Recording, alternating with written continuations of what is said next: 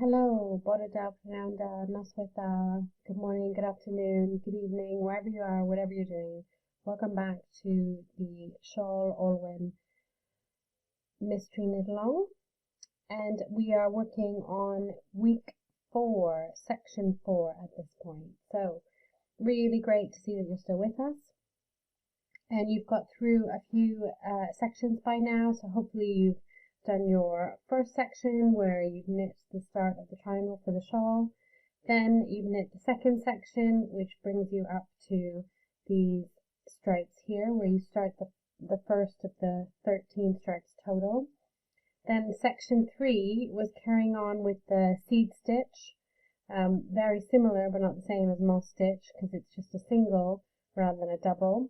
But I often think of it as moss stitch. Sorry about that mistake before. And then you've also got the sun pattern appearing amidst that seed stitch with your circle in the middle. And then for the coming week, you are working through 2 more stripes and then starting into a yarn over pattern, which is maybe new to some of you who are just used to knitting and purling, but it's not difficult. So I'm going to show you how to do that today.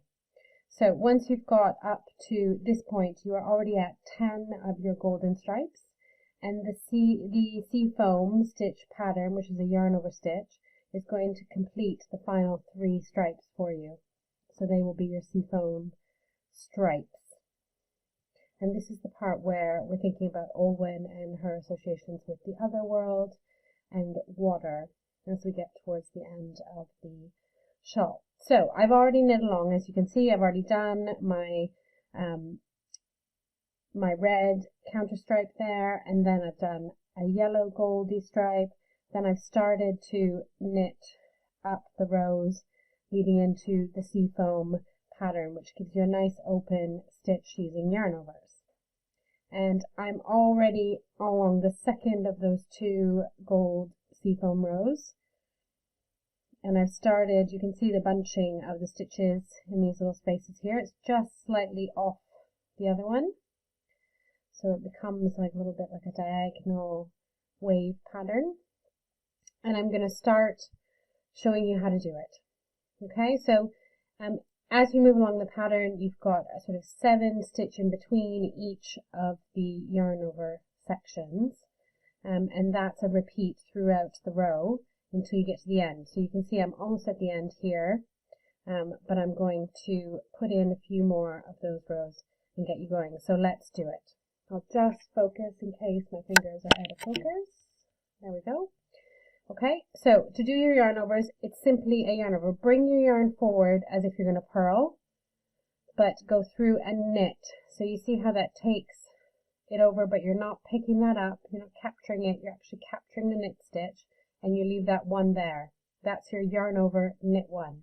Then you're going to wrap it twice. So you bring it over, bring it again, so that's 2, and knit. And then for the third one, 1, 2, 3 times before you knit. So you're literally just wrapping that yarn around the needle. 1, 2, as you go back down, knit, and then a 1, and then you knit.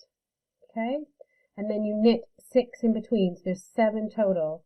2, 3, 4, 5, 6, and that's because we count the first stitch, which was to capture the single yarn over at the end. 1, 2, 3, 4, 5, 6, 7. Then you start your yarn overs again. So you do 1, then you do 1, 2 wraps, knit 1, 3 wraps, 1, 2, 3 wraps, knit 1, 1, 2 wraps, knit 1, 1 wrap, knit 1, knit 6, 2, 3, to make a total of 7. Yes? 1, 2, 3, 4, 5, 6, 7.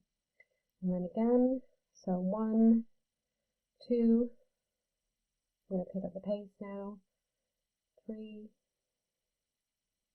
back down, 2, 1, that's your first one.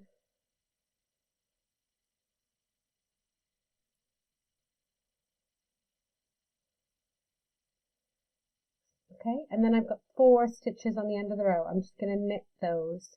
So I've got 4 straight knits.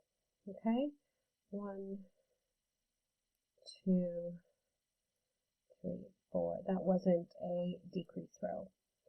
Okay, so then you can see them. They become like these little bunches, quite close together.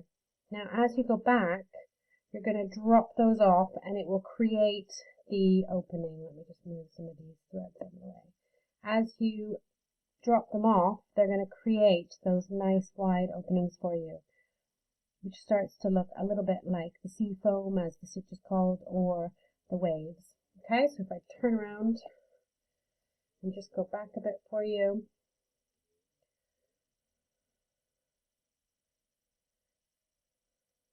Okay, and we're just going to knit. No purling, just knitting. So knit 1,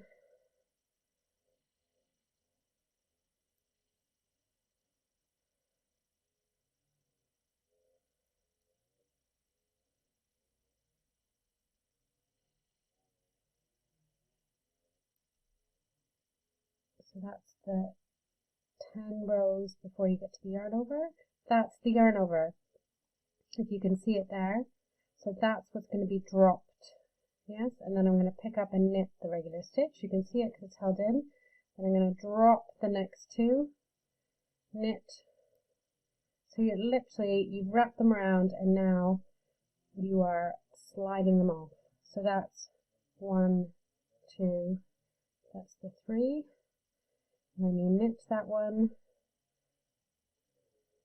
and that's the knit. And slide that one off, and then you're back to the knit 7s. So 1, 2, 3, 4, 5, 6, 7. And then slide 1, knit 1, slide 2 off, knit 1, slide 3 off, knit that one, slide 2 off, knit 1, slide 1, knit 1. Okay, so, and then that gives you your nice open pattern all the way along. So hopefully you'll pick this up, and you can see it's just slightly offset. Hopefully you can pick this up quite quick, and as long as you can do the yarn over, then you will be on track to finish this section, and you'll have learned to do a yarn over if you didn't know how to do it before. So good luck, keep doing your increases and decreases, follow the pattern, but basically do the seafoam stitch, and then you're just doing basic knit rows the rest of the time to just accumulate your rows in between. And we will see you again soon. Enjoy. Mwynhau.